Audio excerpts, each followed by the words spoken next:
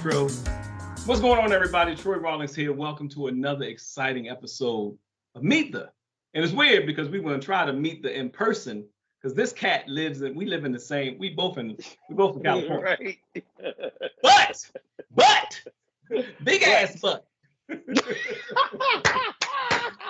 Frank McCombs is the traveler. I don't know what kind of miles he got, but I got to get with Frank McCombs.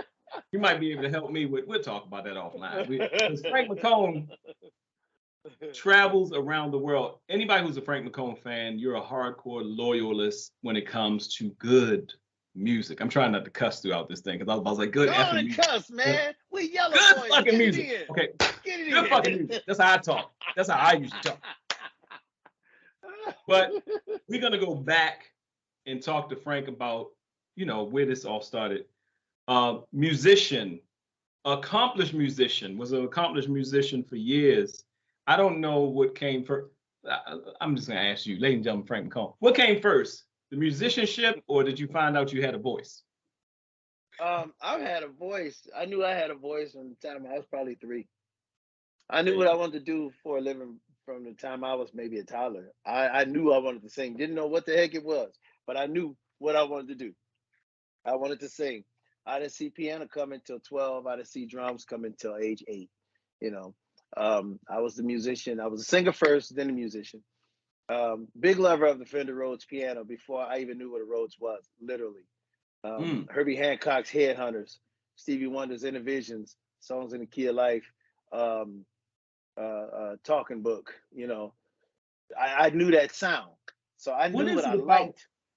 What is it about that? What is it? We can dive into it. Now the musicians are probably sitting there with their mouth watering. But what is it about? Is it because you get so much of the organ sound and the fullness of a grand piano and what's assumingly the size of a keyboard? What is it about the Fender Rhodes that covers so much depth in soul music? Like it's been for years, like you said, when from Herbie Hancock to when Stevie was in Innovisions, it just, and then from that, Donny Hathaway, everybody who used that, it is the embodiment of soul. When D'Angelo came back later on and used it a lot in his music, what is it about the Fender Rhodes that carries so much depth? First off, it's such a versatile piano. Even before D'Angelo touched it, before I touched it, you got Joe Sample, you got Ramsey Lewis, you got Patrice Rushen, you got Chick Corea. All these cats played Fender Rhodes piano. Larry Dunn, he and I had a conversation about the Rhodes piano. Everybody had their own unique sound with it, believe it or not. It's that versatile, the piano. And when Mr. Dunn and I talked about the piano, he was telling me how back in the Earth, Wind and Fire days, they would go to the music store and they would bring out a cabinet and then put a different Rhodes top on top of it. And then if they didn't like that sound, they go get a different speaker cabinet and put it under a different piano. So that's how they bought their Fender Rhodes pianos. That's what Larry Dunn taught me. So each cat had their own sound. That's how unique this piano is. And I was so blown away by the piano that I had to find one when I was about, I think my first Rhodes piano I got when I was about 15 years old. I pretty much took the whole thing apart and put it back together because a lot of people don't know it, but I was into auto mechanics as a kid. I liked fixing things. I worked on cars. You give me a 1986 Caprice Classic, I could work with it. You gotta get down. You gotta come down here to Los Angeles on a Friday night, man. You gotta. Right, I know, right? I know. So it's just that piano was just it always has been extremely versatile to me, and it's such a warm sound. And I never stopped playing it. When people stopped playing it in the 80s and they went to the DX7, Yamaha DX7, all the rolling keyboards and, the Korg M1, not the slight Korg because I endorse Korg. I love Korg. Everybody started going to those real thin electric piano sounds. They didn't sound like a Rhodes anymore, Right. I stayed true to the Rhodes. When I was playing in bars in Cleveland, Ohio, I was dragging that Rhodes around. I had a 73 stage, Mark I.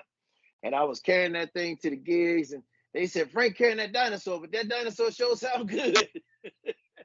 They don't want you to leave once you start playing. You were like, I'm going to be here for the next 6 hours. Man, they wanted to keep me there, But I was always about my business back then. You can keep me, but you got to pay for my time. So let's go. You mentioned. I learned it too. I learned to tune and overhaul that piano myself, and now I'm working with them. I'll be doing a showcase at NAMM this year. Yeah, I love it. with the Rhodes Mark 8, the new Mark 8. Oh, they're gonna love this segment. I tell you that now. Mark 8. Yeah, Well, the new Mark we gonna 8. slice it up for the folks at Rhodes. Okay, We need right, y'all to right. we need y'all to come need, forth and I see need. something. Hey, I would just be honest. I need them to do what Korg has done for me for the last since 2004. I've been working with Korg. In fact, I wouldn't Almost play. I almost wouldn't 20 play. years. Yeah, about 20 years I've been working with Korg, and I wouldn't play none of their electric pianos, man. So the Kronos has my name in the my name is in the Kronos, every Kronos in the world, because I actually asked the company to name the patches after us that we worked on. It was me, Herbie Hancock, the late George Duke, the late Lyle Mays, Russell Ferrante, um, a lot of us. If every keyboard player that has a Kronos, you just look at it, and you'll see my name in there. 3 times. I did two. I developed 2 Wurlitzers and 1 Fender Rose with my man Jack Hotop. It's like one of my best friends. He's over at Korg. Been with Korg this year to be 40 years. He's been with Korg, 40 years. And some of the demos in the Korg keyboards, yours truly. Record all tracks recorded by yours truly. So me, Jack, me, Jack Hotop, and Jerry Kowarski, who was there at the time, we would all work together on, perfecting the sounds for these demos that I would be doing. I'd record the demos and everything, send them to them, and they would mix them inside of the keyboards for me. So I worked on a lot of Korg keyboards. And that Kronos, the squeaky wheel got the oil. I asked them to name all the patches after us. So all of our names are in that keyboard. My name is next to Herbie Hancock and George Duke because I asked for it. Yes. Come on. Anybody watching this, you can make it. If I can get to this point, you can do it too. You can All do right, it. let's go back. All right. Yeah. 'Cause you dropping jewels all over. I was just trying to help So, people. are you originally from Cleveland, Ohio? Born and raised, man. Born and raised in Cleveland. Yeah. Yeah. Cleveland, Ohio. Born and raised in Cleveland. Yeah. Graduated from around- Glenville High School, the same school Steve Harvey, the comedian, graduated from. Glenville High School. Yeah. So what was your first experience? Well, first off, what was your first experience singing and playing? Where were you at? Were you singing for playing for people and you realized, oh snap? It might have been my grandmama's church. It might have been my because I'm the only male vocalist in my generation, actually in my family, doing what I'm doing, and the only one in my generation that wanted to do it. I grew up watching my aunts. I've got 2 aunts that play. Well, a third one that really knew how to get around the piano. But 2 of my aunts play piano. My aunt Liz, my late aunt Evelina. Evelina taught me piano. She gave me 3 lessons. I'm sorry. It was 3 1-hour lessons on Sundays after church. I was telling her I wanted to learn how to play because I would watch her play and sing, and I watched Liz play and sing. So I think the first time I played and sang was at my grandmother's church, and I remember Lena giving me 3 lessons, 1 hour a Sunday for 3 Sundays. So I literally had 3 hours piano training, no lie. And the rest, I just, like I say all the time, I scratched up my mother's records. I scratched up all her records. Put it back. Just kept putting it back. Yep, the needle. You can't put the needle back. Put the needle on the You record. had to listen real fast, learn the lick, put it back, listen real fast, learn the lick. Yeah, we didn't have all this technology right here. Where is it at? Right. We didn't have all of this. The whole joint. We didn't have all that. We didn't have Logic.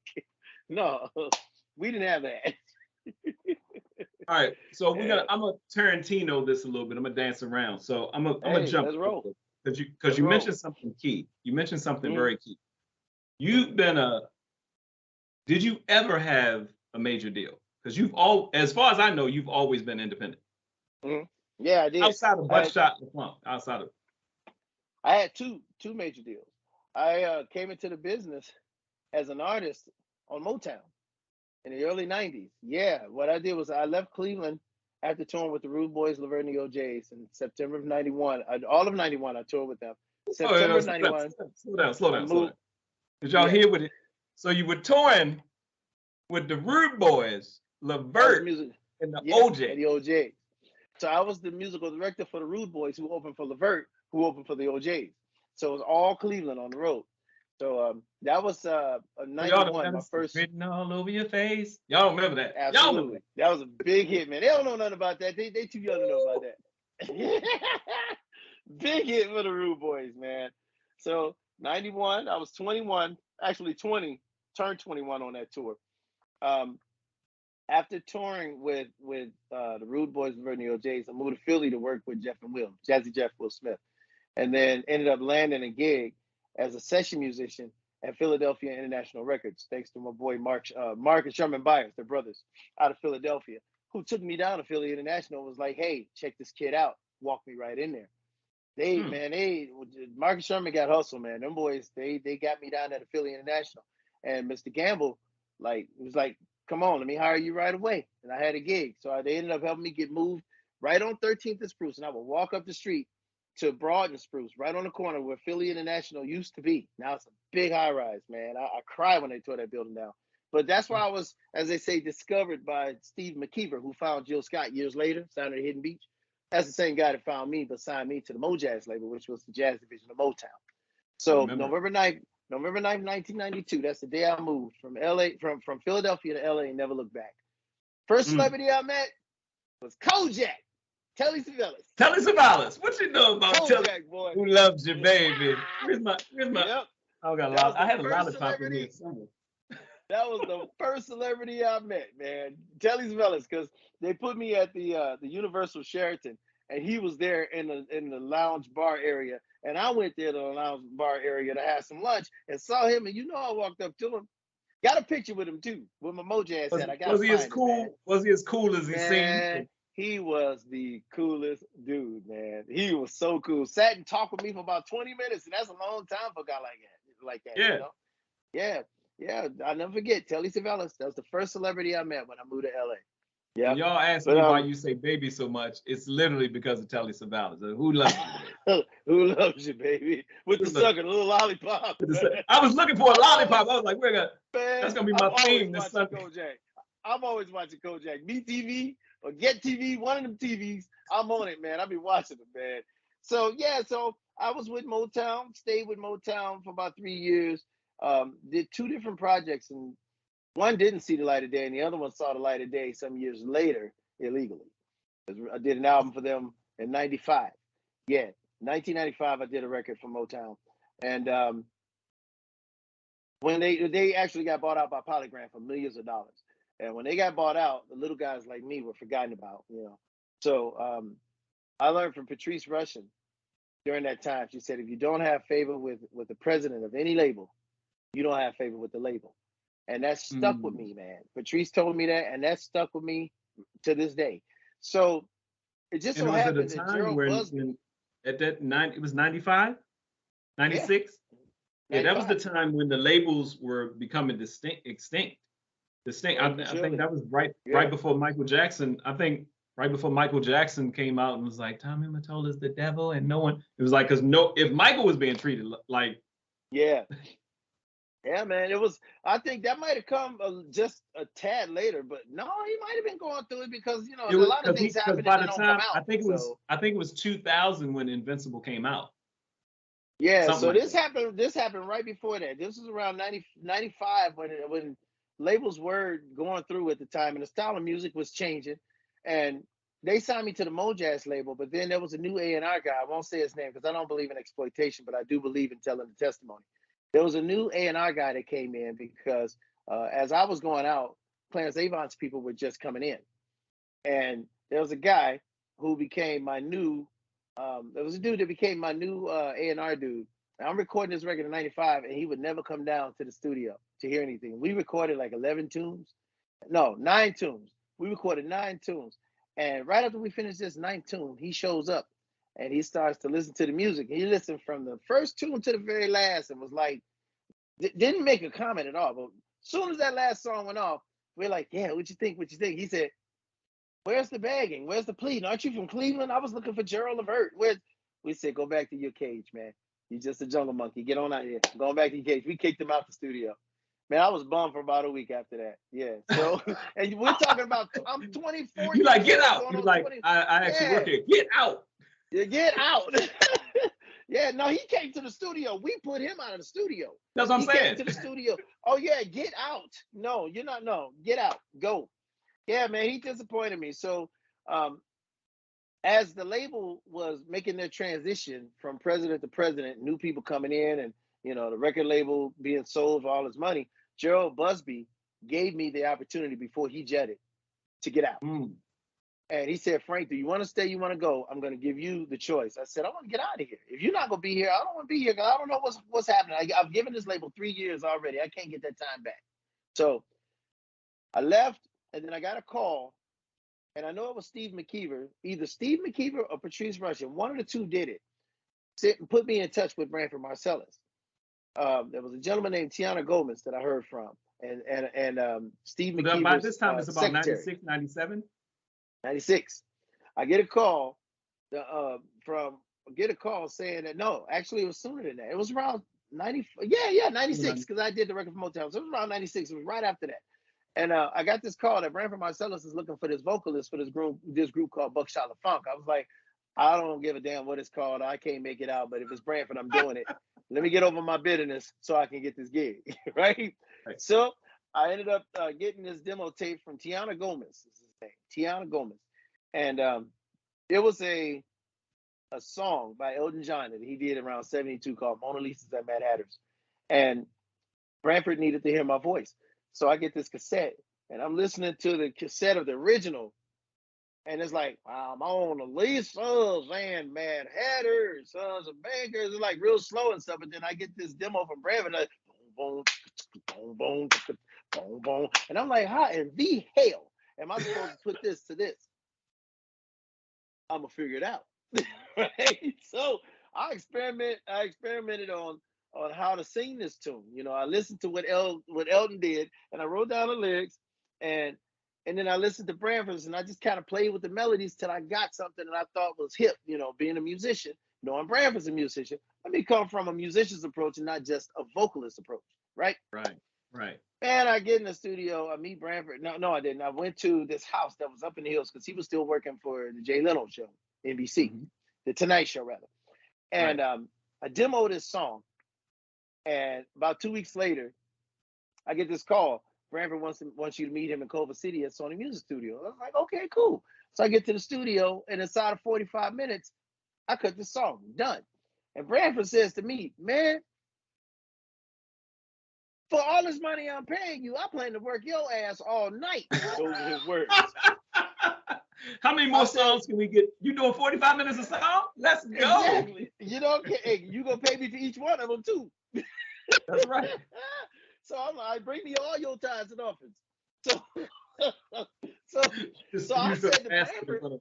So I said to Branford, I said, well, think about it. That's why you paying me the money you paying me, so you can get off of this and get on to the next thing.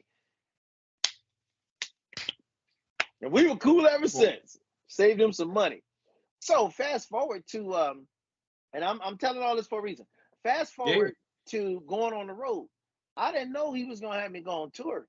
You know, so the first, I mean, it's like the first. You're still thinking session type musician. Go in, do your work. Yeah. I'm thinking I'm just gonna do this one song and I'm done. I'm not gonna hear from him no more. That's it. You know, nah. It was time for that record to come out. I got a call. Branford wants you to meet him at Third Encore. I think it was in North Hollywood somewhere. It's a rehearsal spot. So I get there, and I'm like, okay, well, I'm gonna have to stand up and sing. I like playing and sitting or whatever. You know, I just got to stand up and sing. Man, I get there, and Branford gives me a big hug. He's like, man, you did a great job on the record, blah, blah, blah, blah, blah. There's your keyboard rig. Go ahead. I was like, I get the play, man. I had a keyboard rig, right? And I'm looking at the killer pianist, Joey Colorado, getting it in on one side of the stage, and I got a rig on the other side of the stage. I didn't know it was mine. And then I'm looking at all these guys, the great James Genius on bass, you know, Ray Fuller on guitar, and Reginald Ville. No, it was, James Genius on bass. Reggie came in later. James Genius on bass, Reginald Ville on guitar, John Touche, no, it might have been Delphia on trombone. Russell Gunn on trombone. I mean, Rocky Bryant on drums. The greatest. Just such a cool band, man. So, I go to my rig, and I'm like, I'm gonna show these guys I can play. And I sit down at my rig, and I'm getting it in, man. A song called Black. I'm soloing, and they soloing. We getting it in, right? So Branford is just standing there looking, right? And then he walks over, like. All these dudes getting off, right? And I'm like, yeah, I'm getting in too. Yeah, right? So Bradford walks up to me, right? And he stands behind me and he puts his hands on my shoulders. And he says in my ear, in the midst of all this loud killer soloing happening at one time that turns into noise, right? He says in my ear, he says, the less you play, the more you sing, and walked off. That was my first lesson in music discipline. That was my first lesson. He walks off, and then he starts screaming on everybody else. Why are you playing on this? I didn't write it that way. Just going off on everybody. To this day, Branford has never screamed on me as a musician. Now, as an artist, he's never screamed on, but I've seen him light some cats up. I mean, damn near fighting one of the musicians after a gig. Well, because he wanted well, it right. one of the reasons probably, and I've talked to y'all, and this is the most wonderful. I'm gonna let Frank flow because these stories are amazing, and I know y'all are loving it. But here's the thing, and I'll say this: one of the reasons is that you're blessed to be so humble, but there's a reason you're accomplished, and you mentioned being included amongst the names of a George Duke, a Joe Sample, a Herbie Hancock, a Ramsey Lewis. You're that proficient in what you do. And musicians recognize music. They go up, and he knows he doesn't have to talk to you like, because he saw something in you when it was just you and him, and he saw something else. And I mean, it's the Marsalis family. So, I mean, they come from a place. Family of jazz, man, right? They've established it to be. Jazz was always cool, but it was always also for the affluent. The Marsalis family made something jazz comparable to us as saying, hey, it's not only for the affluent, it's our culture. This is who we are. And they carry a certain professionalism with themselves. And that's you. You've always been a gentleman in what you do. You're serious about your business. And if people listen to this story, I want you to pay attention, especially you young artists, especially you established jazz artists and more that are still like, I'm just gonna get this gig.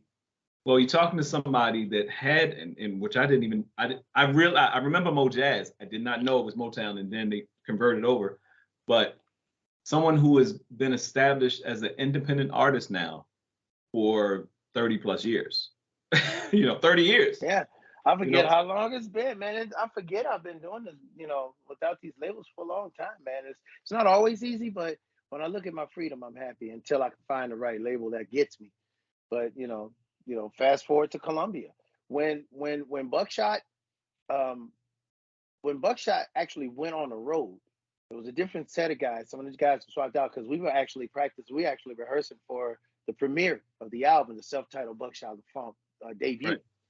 But then when it was time to go on tour, you had Reggie Veal on bass, Carl Burnett on guitar, Mino Sinaloo on percussion, John Touche on trombone, Russell Gunn on trumpet, Branford on sax, Joey Calderazzo on keys, me second keys, and Ricky DaCosta, who was known as the Unknown Soldier, rapping. You had DJ Apollo. So he had all the bases covered from hip hop to straight ahead to salsa and samba. Buckshot the Funk opened the door for a lot of these other groups that's out, man. Whether they want to give Branford his props or not, Buckshot the Funk opened the door for a lot of these other groups to hit the scene, man. Really. We're talking about something pre-Hargrove, pre-Roots, It was a lot in that album. I still have the CD. I got the CD. It's in my daughter's room. She keeps it. She keeps it. Wow. That's cool. We actually wrote the music, or most of the music, to the album Music Evolution, the sophomore CD, while we were on tour. And we performed some of that stuff on tour.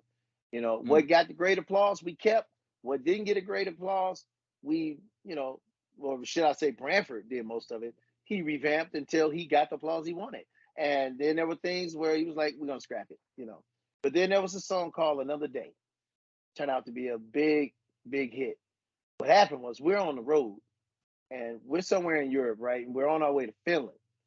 And Branford wakes me up on the bus, like the butt crack of dawn, right? That's and he's 4 to 5 he's a.m. Right? So he's waking me up. Frank, come on, man, come on, you gotta go with me. I was like, man, if it ain't the dreamland, I ain't trying to hear it. He's like, no, come on, man, come on. And he pulls me out of my bunk, man. We get out the bunk. And we are coming to realize we're at the festival grounds now. And they're actually setting up all these tents because it's a huge festival. We going from stage to stage to stage trying to find a piano. finally we get to the Crusader stage. The stage we found out was a Crusader stage, and they had a Steinway there for Joe Sample. He sits at the piano. He said, no, he didn't even sit. He was reaching over with the top open, and he went, dong, dong, dong, looked at me and says, another day. Dong, dong, dong, dong, no, no, no, no, no, dong. So I hit his hands. I'm like, B. First off, early for this. Two, what the hell is turn no? He said, I don't know, MF, but you're gonna write it and you're gonna help me finish it. Dun, dun, dun, dun, dun. And he just went into this thing, man. Next thing I know, we're in somewhere, I think it was Manhattan Center Studios in New York, maybe, or Sony, one of those studios in New York. And before I knew it, we had recorded this song, got the lyrics, called Bill Gable up, finished the lyrics up. Time to go back on the road, and I noticed that the song Another Day was on the set list. But nope, let me take that back. We get on the road and we're performing Another Day. People, back on tour after making this record, and people loving Another Day, loving other tunes that we did too. But then take a hiatus, come back on the road, go back to Europe doing dates. And I noticed that Another Day is the last song on the list now. Wow. Like, this is weird. This is weird. But see, back then, still being developed as a recording artist, your hit song is usually, or your most exciting song is the last tune in most cases. Yes. I noticed Another Day is the last tune, and we go and we play, and then we're in Amsterdam now. Now we play the whole concert. We walk off. Time for the encore. Come up and went into Another Day, and the crowd went nuts. And I was like, whoa. Because you're so Branford in never said. No, Branford never even told me we had a hit. He looked at me and said, congratulations, MF, you got a hit. Congratulations, MF, you got a hit. I was like, oh, wow. My first hit. Oh, my God. Yeah, I was blown away. Another Day became a hit. Because your head down and you're working. Yeah, and I wasn't thinking about it. And I'm like, Another Day. And the crowd was nuts. And I was like, whoa. And I was Y'all like, know this? I was like, what's up with this? They know the song now. He's like, yeah, congratulations, MF. You got a hit. Yep, hit song. It was number one on many charts for pop, and I think number 5 for R&B or something crazy like that. Yeah, it was a big hit. So I can't go some places without performing that tune. But check this out. Before this thing really took off, Branford had it set up for me to do a 2-hour showcase for Columbia's R&B department. And it was crazy. Columbia Records, it was me and a Kurzweil PC-88, just me and a keyboard. And I'm performing in front of all the big wigs at Columbia. And they're like, oh, this guy's great. We're going to sign him. And they passed on me to sign somebody else. I believe it was Alicia Keys. That's what I heard.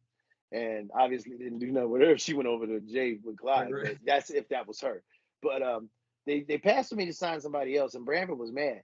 I was like, well, what am I supposed to do now, man? I got my young family now. I got little kids. He said, don't worry, we're going to stay on the road because Another Day going to keep us busy. Another Day got us back on the road. And sure enough, Branford got me signed to Columbia Jazz. I had to go through the jazz department at Columbia Records to get in to do an R&B record. I did more of an old school R&B record for Columbia. The album was called Love Stories. In 1998, I recorded Love Stories. For Columbia Jazz. In 99, it sat on the shelf. All of 99, it sat on the shelf. I went on the road with Frankie Beverly and Mays in April of 99. And in May of 99, I went on the road with Shaka Khan from May of 99 till New Year's Eve. And I said, I'm never going on the road with anybody else as a touring musician ever again, because I'm playing for people doing what it is I'm supposed to be doing. And I know I'm supposed to be doing this for a living. And I tell you, just like anybody else, I thought it was going to go a certain way for me. I thought I was going to go and get all the Grammys. I thought I was going to be this star. I had to learn later on down the line in my career and in my life that stars fall. It is best to have a great career, And that's the way I see it. If God blesses me with the trophies and all of that, then I greatly appreciate it, because that's your work being recognized. And I'll give him all praise and glory and honor for it. To this day, no label has done anything for me to get to the point that I'm at now, because no label got me any radio support, no TV exposure, none of that. Neither label. They put the record out. Columbia put Love Stories out March, I think it was March 7th of 2000. Now, when I was a kid, if you would have told me I wasn't gonna get my first record out to the year 2000, I probably would have quit. Because 2000 sounds so far away. It sounded like the new millennium, like Buck Rogers. Right. What is a millennium? Right. That was just me at 17 saying, what is a millennium? That sounds like another planet. Sound like Missy Elliott. Right. Terrible. Yeah, man. I was like, man, I got my first record out in the year 2000, so I guess this is a new beginning for me. Okay, fine. So yeah, so I put the record. Well, they put the record out, but where it got back to me that they said they weren't going to push it. So, like I say in all interviews, how do you give birth to a child and tell it to raise itself? It's gonna die. It's gonna die. But the people caught on, and if that album would have gotten the support that, say, for example, Chris Brown would have got, that Chris Brown got, or even the support that any other jazz artist on the Columbia Jazz label got, if I would have just gotten that album would have easily gone platinum. I know it. Right. But I have to look at it this way. That record did what it was supposed to do, because there would be no ministry had it gone any other way. That's the way I have to see it at 53 now. At 53 years old, I see things so differently, you know. But like anybody else at 53, 63, 73 up, you know, if I knew then what I know now, boy. But that in and of itself, I mean, to be, like I said, I hold the Marcellus family in great regard. I have a meme that I put up. I reposted something the other day that I reposted something that Branford actually made a comment, and they had a snippet of an interview. He said, when musicians play, you know, musicians chop it up. Like you said, when he was watching y'all jam, and it was like, he said, what happens is, you know, he said, even people that don't like jazz will say, I like the Coltrane album with such and such. I like this album. I like this song. I like this. Right. He said, now musicians will say, I like Giant Steps, learn how to play it. And then they'll try to show their chops in playing Giant Steps on a show. And then when the audience doesn't react the way they want them to, I'm paraphrasing, he says, and the musicians are like, man, F them, they don't know real music, stuff like that. He's like, no, Giant Steps isn't music, it's mathematics. It really is. He said, there's a difference. Is. He's right. He said, we're musicians, of course we're going to appreciate it because it does something for us. Right. Like there's this song by Al Jarreau that me and my daughter be in the car listening to, and I was like, you should take that to your vocal training and try it there. And she was like, no, you know, he's up and down, he's all over the place, and she loves listening to it. But I was like, yeah, but you know, that's Al Jarreau. I said, right. But in saying that, when you said he got on the musicians, is because Branford was understanding something that Miles could do all kinds of stuff, but Miles put out music that people bought. Yeah. He still bought as a jazz artist. Think about how they jammed, and how they always show that clip when Herbie hit the wrong note. He's talking about hitting the wrong note, and Miles was like, and he took the wrong note and went and played in that note so everybody would get there. And he was like, why would he do that? He was like, because what we do when we jamming, this crowd is not going to understand. They understand very simple things. So that's a deep way. And Branford has a meme going around now about that. And then Quentin has something where he says, to the tone of what you were saying, a guy asked him, he said, well, you know, the audience, you know, do you play, when you're a musician, when you're a jazz musician, are you playing for yourself or are you playing for the listeners? He said, play for the listeners, but the first listener is yourself. And everybody was like, oh, he was like, right? True. Because that's the misconception about jazz. And true.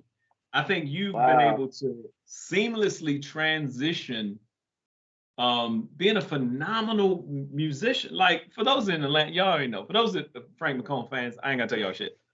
For those who don't know and can make it to Atlanta on April 30th for the brunch, oh, you're Come hang, gonna be man. at a It's brunch gonna be thing. I on. don't want to say y'all throw your drawers on It's gonna stage. be So on. don't do that. If you do, make sure they clean. Please, it's Sunday.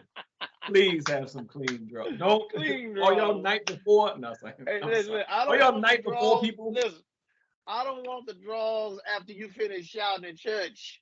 I don't Or want the them. party night, then shouting church. Or the Then night before. Oh Lord. Oh, that's double the funk. And we ain't talking Parliament and James Brown. Lord this Jesus. is a wonderful event. $200 a ticket. Make sure you come clean. It's worth it. Yeah. But Please I come clean. want to say that because a lot of times we have different artists. Because you've seen people come and go, like the artist Donnie. I remember Donnie on Big Step. Amazing artist came out and he had it was like, oh, everybody's raving and stuff like that. But then you hear him talk about what happened in a small amount. I think what happened is Motown bought Big Step. And then he got taught like the same thing you're talking about, having to an artist in, oh man, this had to be 2001. Yeah, about that time things were going crazy. Yeah. Donnie had an album called The Colored Section. The Color Section. Yep. And he Donnie, was on Big Step. yeah, he's such a gifted writer, gifted singer, man. I know him very well because the same guy that produced his record produced my album, The Truth, Volume 1. Yeah. That's a whole nother bottle of communion right there. But all of a sudden. But think about it. You found being a musician, being a singer, doing what you're doing, hooking up with the right people and learning something that you have been blessed to navigate, have an international following. Think about this. We're working, me and you have talked, every time we talk, you've been overseas somewhere doing different things. But then we come, right. You know what I'm saying?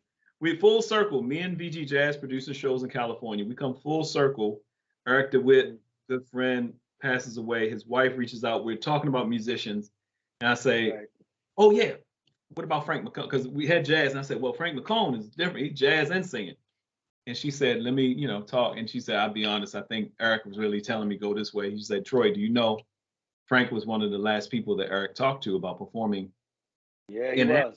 I was because we were talking about doing something, but I didn't hear back from him no more. And I figured, well, it's another rejection. He here we go. Somebody wants to book me, but then he changed his mind, and I don't hear from him no more. But I just thank God that I didn't hold that against him. Some told me not to, and I'm glad I didn't because, man, it passed away, man. So and it comes back through somebody you know. Ain't that crazy? and not only that, but and it's funny because me and Frank, back when I had LA Radio Now, the first version of it, we're setting up the next version of it now. Frank was on tour doing some things. We would play the live Superstition, the Superstition live on the radio. Yeah. We had a Frank McComb concert one day when you Frank's in Germany. We had a Frank McComb concert one day, just playing. I'm just gonna play this because you sent me a bunch of music. I was like, play this. I was like, he got a whole, we gotta push play and just let it run. Oh man, I got a serious catalog after all these years, man. I keep my catalog tight. Well, the awesome thing is just look at what De La Soul is just doing with their digital side. What they do? Tomorrow, actually, it's the second. I don't usually date these folks, but this is some historic stuff. On March, Dave Dove Trugoy just passed away. But on March, I think it's today.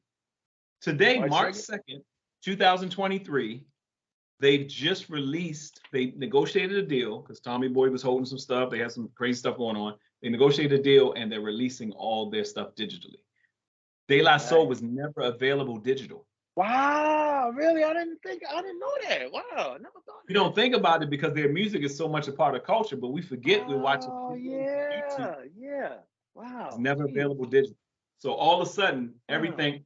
And De La Soul did something a lot of people don't know about. One of their last albums they did, I think they did a crowdfunding piece from the people that love. They raised $600,000 to do one of their last projects, and let alone the sales. You know what I'm saying? So I ain't mad at that. But the thing is, I think I love what's happening now. 2023. You talking about you came in the game, what, 90? You said 91. is when you first went on tour. You were 21. You said you were Yeah, 21. I Turned was 20. 21. I was 20 going on 21. I turned 21 on that tour. Yeah, so I was literally 20 years old. And my first touring gig, I was a musical director. So yeah, first touring gig, I And was you a said you're musical director. 51 now, right? 53. I'll be 53 this year, July. Yeah, I've been doing this a long time, man. You know the one thing, going back to Miles, man. You know why Miles did what he did with Herbie's note? Because Miles said there are no wrong notes in jazz.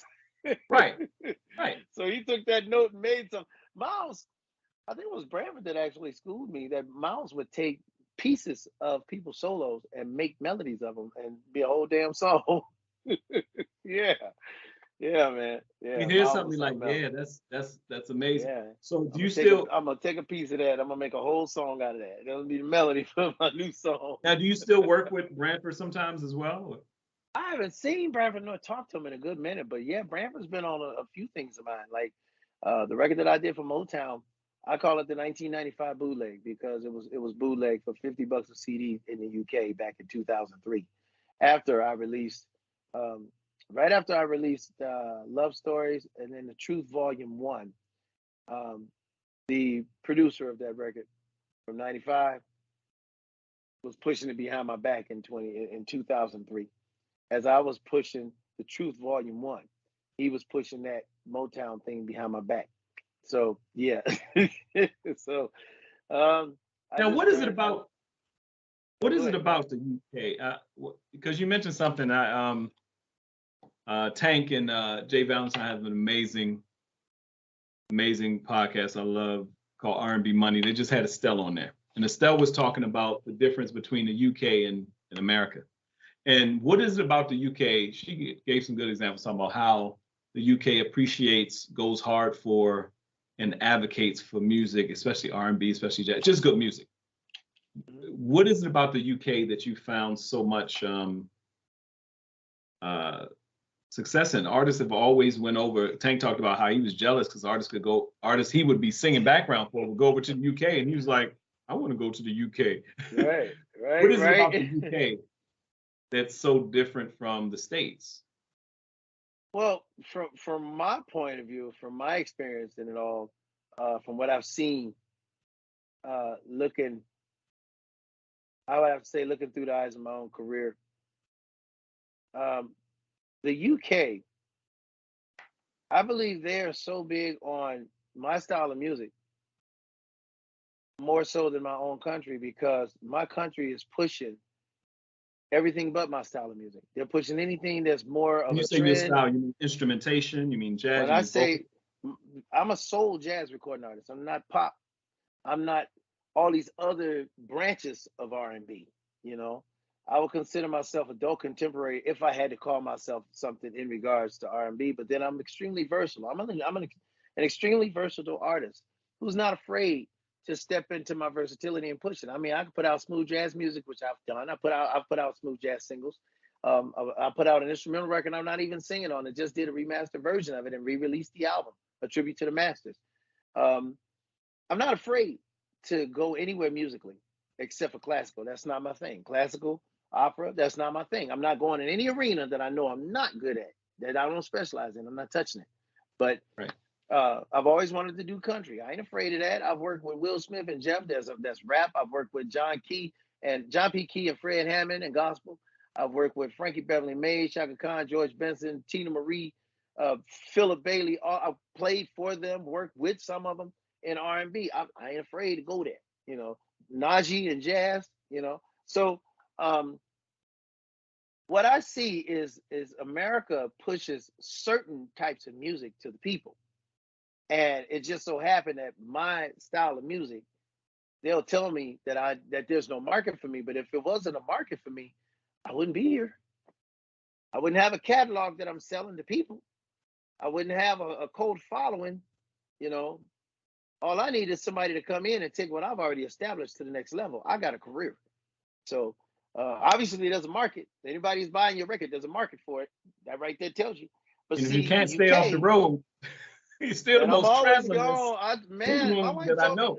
That's a good way to put it. My wife told me, Nisa said, Frank, you are going more than you realize. And She broke it down to me. She told me, go look at your calendar and all of the dates that you got, put them all together, and just put them together. Just count sporadically, and then take all those days and put them together. You'll see how, man, I saw 6 months, 7 months, and then once you put it all together, But throughout the year, you add it all together, put it together. I'm gone that much. I didn't realize it, especially before COVID. When I go to the UK, I hear my stuff on the radio. I've heard it on the radio. When I go over to Europe, period, I go to Amsterdam. I did a live record in Amsterdam because I got a huge fan base there. I did a live record at the Lyric Theater in Johannesburg, South Africa. I have not done a live record. Well, no, let me take it back. I did a live record in Atlanta, Georgia, and it was called Live in Atlanta. ATL. Yeah, and it was a very nice turnout, but it was in a really small place that I knew I could get the job done well at, But as far as like on the level of the size of the room, no, not in America. Doesn't amount to the Jazz Cafe over in Camden, England. The Lyric Theater being full, there's a theater. So I hear my music on the radio in these other countries. I don't hear my music on the radio here. I don't hear my style of music pushed.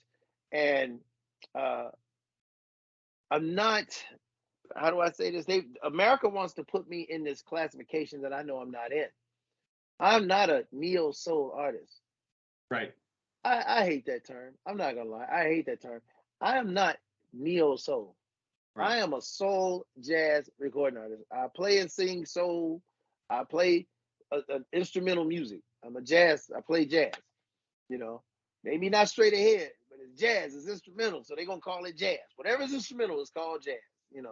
So I know I'm a soul jazz artist, and I say this in love. Eric Roberson and I are independent artists, but we're not the same type of artists. Right. Jeff Bradshaw and I are independent artists, but we're not the same type of artists. Right. I'm not the same type of artist that they want to put me in this classification with. I'm not that. I'm not that at all. And it's not that I'm dissing that. I'm not dissing anybody, but I'm not that. Another thing, and it's not a diss. About it. It's not a diss because here prime example. It's not a diss. The Whispers were talking to Tank. The Whispers, Tank. Now there's a big gap.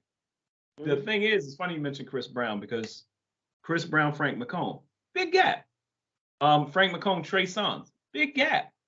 But you're still talking about soul, still talking about R&B, but you get producers in. It's adding a bit more pop flavor to it, popular music. For those that don't know what pop means, pop just meant popular music. And you make popular music according to what they decide is going to be popular. It's the reason why, no offense to Drake, but anytime Drake puts out an album or Rihanna puts out an album, it goes directly onto the radio. And it will play. So that's that. The genre of smooth jazz, the reason that became all-encompassing, and it's good in one way and not so good in the other, is because it started to include the music, like a Frank McComb, stuff like that, instead of just having soul. Now you'll hear, hey, you may get a feel for Frank. I may catch you on KJLH because Kevin Nash plays you, or somebody or stations like WHUR and Howard University, because people are listening for soulful music. But I think we got to throw in there WCLK in Atlanta because HUR and CLK. Yes, WCLK. They give me love. Those now it's crazy when you can name the stations in America that give you love. And I mean all the stations we got here in the United States, I can name 2 that give me love. So that's the difference between the UK, or should I say even Europe for me. That's the difference for me between America and Europe. I get and you're not the first artist. You're not the first artist that mentioned that. But see, it's crazy because I'm that artist that never got that support. Now I get emails and messages from fans, or even texts from friends over in Europe saying, "Hey man, I'm in a restaurant. They're playing Another Day. Hey man, I'm on the plane, and United Airlines is playing labeled as Love with you and Mason." But that's over there. I don't get that here. And I'll tell you another thing. I'll shine a little light on is independent used to be a thing where it was a style of music where people were really doing it on their own and the whole nine. But independent has become a genre now. You got legends jumping in saying they're independent. No, you already have a fan base. You've been there, done that. You're doing it on your own, but you ain't building nothing independently. You've already been built. Come Right. on, man. Now you coming Right. in our lane. Just say you're doing it on your own, but don't say you independent. You already had the help, been there, done that. Then you That's got true. other Independent artists. became a genre. Then, yeah, it's become a genre. Now you got other artists that's already had the push for radio. They were already signed to a major label that got them support and got them on the radio, got them videos, got them on BET and Quiet Storm and all these other things, got them exposure, got them on the charts, went to number one the whole night. Things were bad with your label. Now you're independent. And here's You what already got the push, man. right. Let me say this because we just This is talked a about this. lifestyle for me, not a genre, but a lifestyle for me. I am Right. literally independent, where it's everything's coming out of my pocket, everything to this day. But all this gift that I have, literally everything comes out of my pocket, which I'm proud to say because I own everything, and that's why Prince and I got along so well because he had even though I don't have what most people have, Prince has so much respect for me because I just took the chance and said, I'm going to do it myself. I'm not waiting on nobody to hand me a career. I'm going to build it myself. Me, my wife, my kids, who was hand packaging CDs and selling them with me. Yeah, that was my team. Literally, my kids tell you, man, they were little and they were packaging CDs. And Nisa would send them off Learn how to to me while I shrink went on wrap. the road. So did. Shrink wrap with the heat gun. They would put them in the plastic sleeves and roll them up and tie them up. Yeah, man. I'm telling you, I sent straight from the vault, which was my third record, but the first one I did on my own. I sent straight from the vault to radio stations. Only 2 stations got back to me. One was HUR, and I think it was Tony. I think it was Tony Roberts. Was that what else name? What was Tony's name? Tony Richards reached out to me and said, "What is this?" I said, "Just play it, man. Please trust me. Just play it. Play it for me. Just play it for me. Just pick a song and play it for me. Please, I need the help." And then there was Morris Baxter at WCLK, Jamal Ahmad over at TLK, and Aaron Cohen at the time. They just played. They took a chance on it and just played it. They didn't give me no drama, no nothing. Those 2 stations, of all the stations I send my music to, WDAS and all these other stations, man, they probably put their cups of coffee on it or threw it away. So let me tell you something, and this is the reason I want to.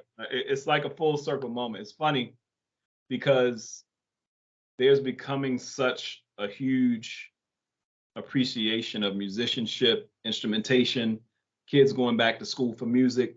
One of the things that we're working with the VG Jazz Foundation in this event, one of the main benefits of VGJazz.org is to also not only early detection of pancreatic cancer, which is the core, but the other core, the big vision of Eric and his wife Deborah, is to make sure music education stayed with our children.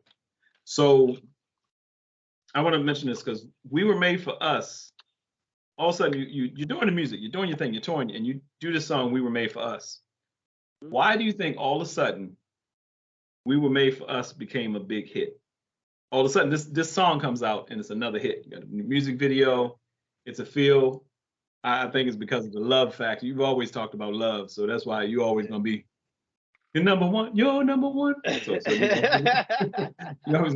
Hey, but what was Lionel it about Richie "We Were said, Made for Us"?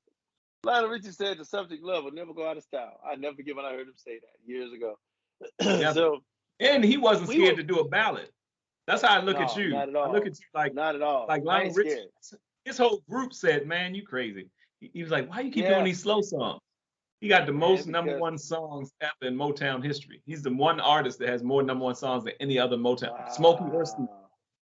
Wow. You don't think Lionel, about man, it. Because, wow. I didn't know that. That's one dude I've always wanted to work with, though. Believe it or not, Lionel Richie, Kenny Rogers. I always wanted to work with Dolly. Right? Kenny Rogers, Dolly Parton, the late Loretta Lynn. I wanted to work Waylon Jennings. I wanted to work with all these people. And I love Lionel because Lionel's so versatile. He could touch country and he could touch funk. That's one of the reasons why I want to sit with Lionel. And he plays piano, and sax. He knows music. We Were Made for Us was from the approach of a mature couple who stood the test of time, passed all the tests, even had some errors and some mistakes, but they overcame it. And now they're silver-haired, silver-faced, bald, you know, and excuse me, and just at the point in their lives, in their career, in their lives, and in their careers, where they're just like, "F it, man, it's gonna work out. Let's go have a drink, baby. Let's go." You know what I mean? We got past all that. We still here. Let's take a drive. Let's take a drive to the beach and watch the sunset. Well, oh, that's going on. Oh, okay. Well, then you and I, we gonna let that be that, and then you and I gonna go up here to the mountains and enjoy the scenery and look over. Yeah, come on. We too old for that. We too mature for that. You know, it's that kind of thing. You ain't letting nothing stop your relationship. And then it's a whole nother generation now. Your kids are grown now, you know, and you got the next generation trying to tell you how your relationship should be. Now, wait a minute. I'm old enough to be your daddy. Oh, I am your daddy. I am your daddy. Your mom's still sitting, you know, your mom's sitting here trying to tell her how to deal with women. He's like, I'm a woman.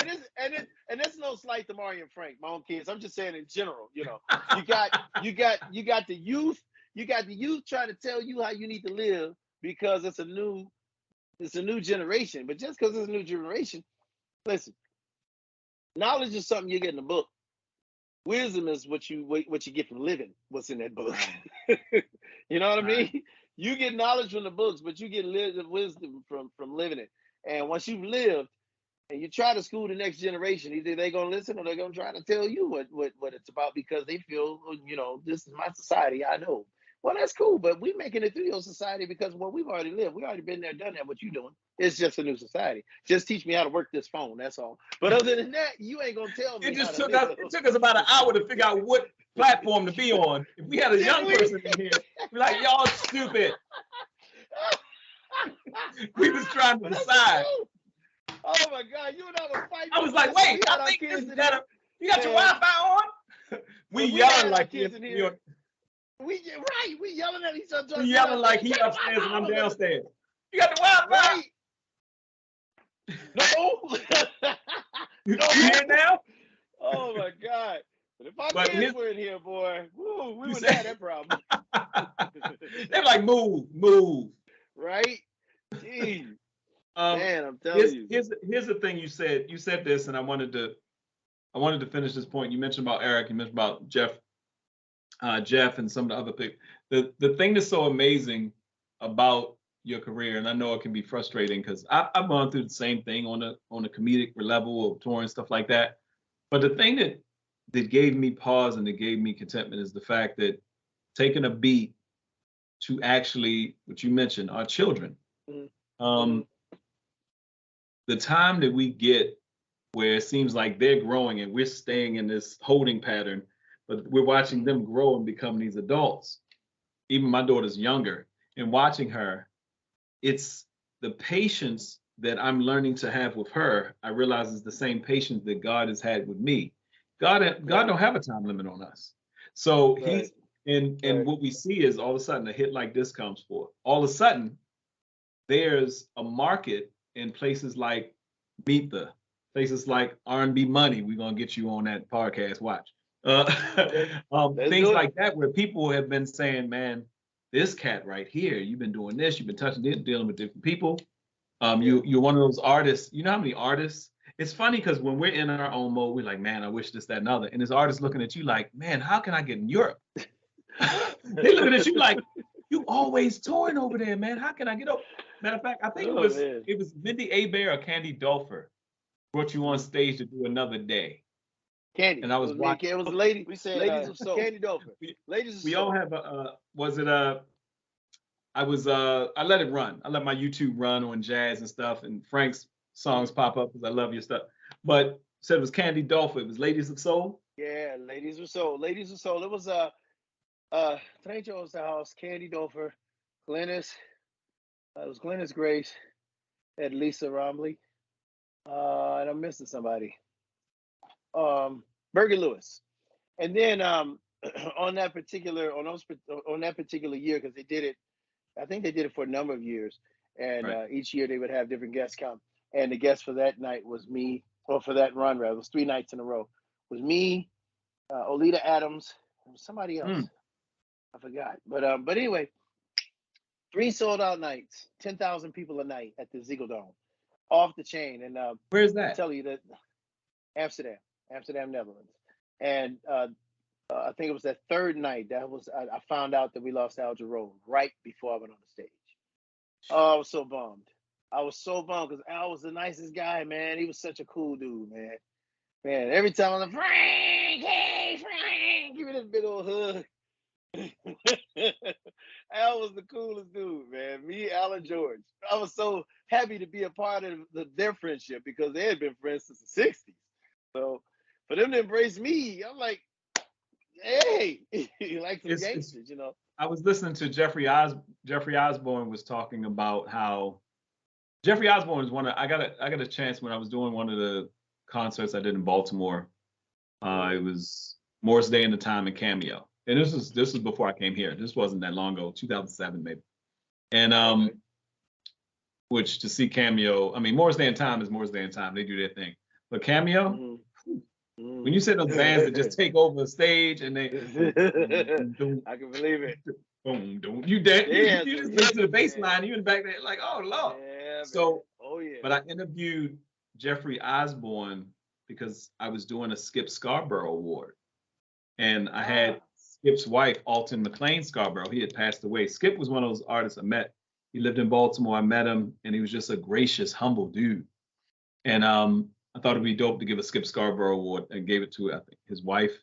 Received the Alton McLean Scarborough. But I interviewed Jeff just to have some snippets, and he was just talking about the industry and how it changed then. And we talking about he was like, back in the day, we just wanted to get the next gig.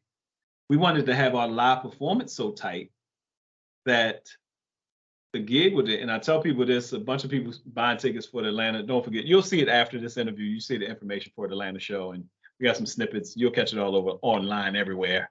April 30th, 2023. That's right, April 30th, this year. But right. I tell people, I was like, for those that have never seen Frank McComb, you'll understand why bringing back VG Jazz and having an artist like Frank is such a privilege, but also it's gonna smack y'all in the motherfucking mouth. You know, you gotta smack.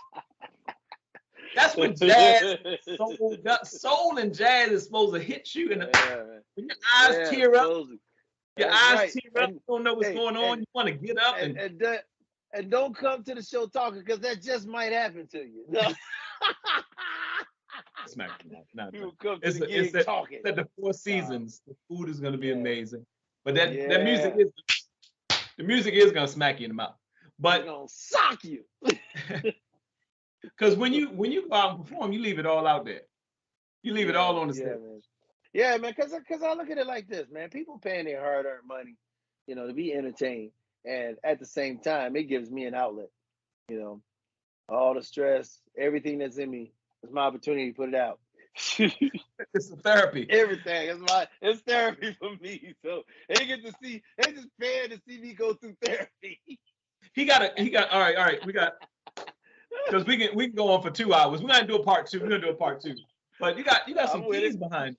You got them keys in there. I don't know if you want to give people a little something to get out of here. You can sing. No, actually, I can't, because it's rigged up to the headphones, and I don't even have the speakers on. He was actually in the session. I'm sorry, we disturbed. No, I was literally recording. Yeah, recording. I thought he had to.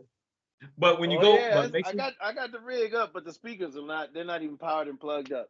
Yep. Right. So it's all come through headphones. Y'all go. But, let the people know. Frank, first off, thank you for taking a minute, because I'm glad you're in town and we got this kind of.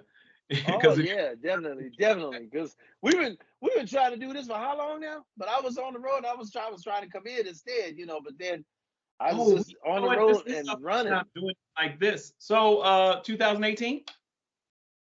Yeah, I guess. Yeah, let's go all the way back. Yeah, we did the phone interview while you were you were in Germany when you did the phone interview with me on the station. But you in Germany? Yeah, that's right. I think so. In Germany in 2018.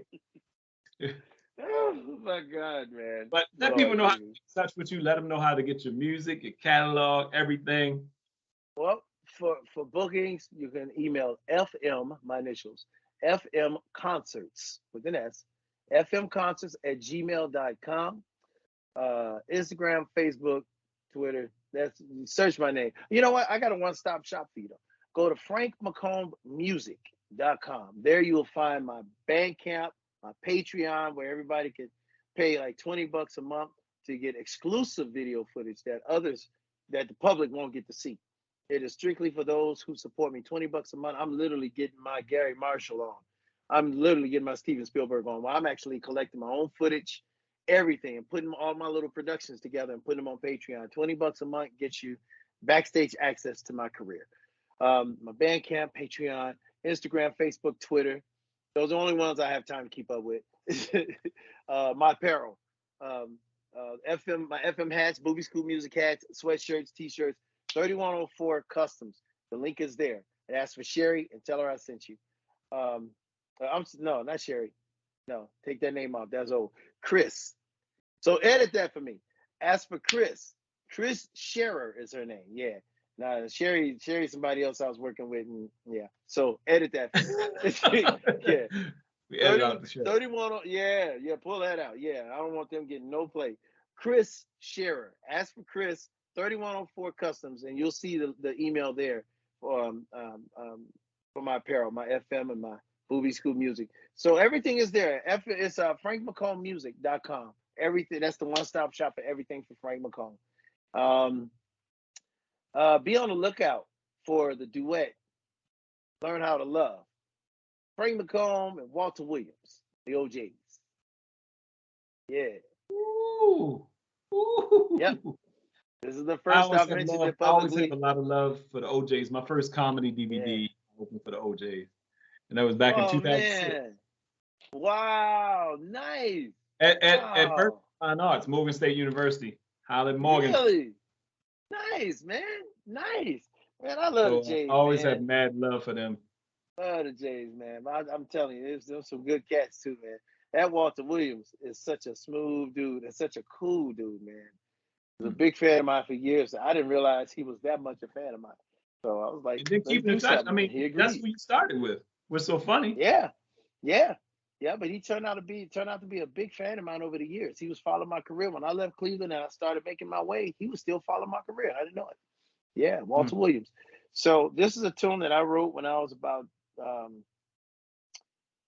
19, 20. And it's Learn How to Love is the name of the song. And it's about a guy who's married a gold digger. You know, she tricked him. They started out perfect, and before you know it, like they ain't getting along. She's spending up all his money. She got him furnishing a relationship she got outside of him. Yeah. Real bad. You need to learn how to love. Yeah, that's the song.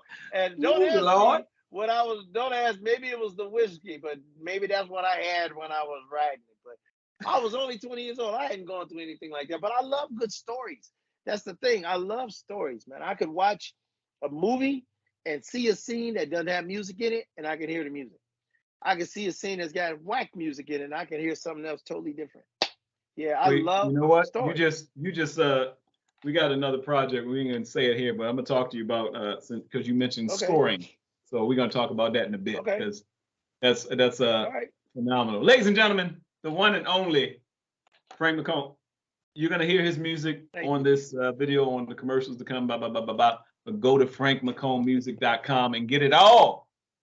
Get it all. And I'm on Spotify, Apple Music, every place.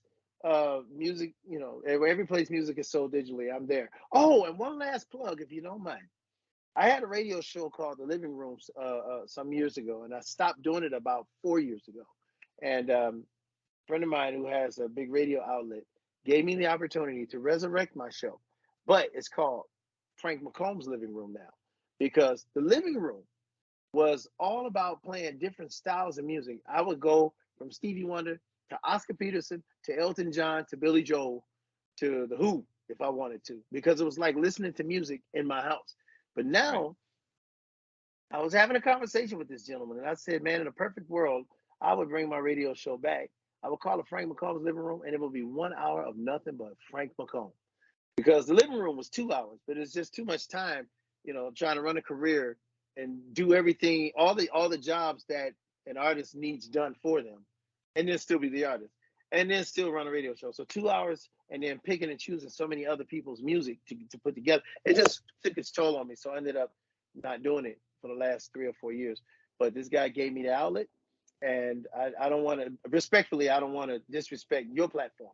But Oh no, this guy, this is my platform is universal, so it's everywhere. Oh, okay. Okay, Yeah, well, Close to Music Radio. Jazz Beats Radio is actually the station, but Close to Music is the home. So Jazz Beats Radio, Frank McComb's Living Room, 1 hour Frank McComb on every Saturday and Sunday, 7 o'clock Eastern Standard Time. Frank McComb's Living Room, 1 hour of all things Frank McComb, 1 hour on Saturday and Sunday, 7 o'clock Eastern Standard Time. So I'm playing all Frank McComb music, any songs that I was featured on that I put out or that were put out on me, would feature me. Road stories on some episodes, broadcasts rather. On some broadcasts, you're hearing road stories, you're hearing unreleased music, unreleased live performances. It's raw, like straight up raw, So it's all about Frank McComb. Hey, Jazz Beats Radio. Raw is my last name. Right. So, Jazz Beats Radio every Yes. 1 hour Friday, Saturdays and Sundays. Saturdays and Is Sundays. it jazzbeatsradio.com? Jazzbeatsradio.com. And you can hear just all things Frank McComb. Get to know me. Yep, get to know me. And I've been told by many people that I've got really good ride music. So I'm just glad that I have this platform. So if anybody traveling during that time, turn it on in your car. You can download the app. You can listen to a Frank McComb. That is true. In LA, for all those in LA traffic, New York traffic, you need just headphones in the subway. Why LA? Right. LA home. Right. I'm done. Hey, I'm ladies so and done. gentlemen. Yeah, man. Totally. Mr. Frank McComb. Frank. Yeah, Thank you, brother. Thanks, man. Thank you. Yeah, we got to do a part 2 for real. Oh, we got some more. We got to do a part 2. But also we're gonna do a session. We're gonna do somewhere where we give some people some live stuff, because we were looking at live stuff in LA already. But you will catch us together April 30th in Atlanta. Frank McComb, ladies and gentlemen. Love you, brother. Thank you very much. Likewise.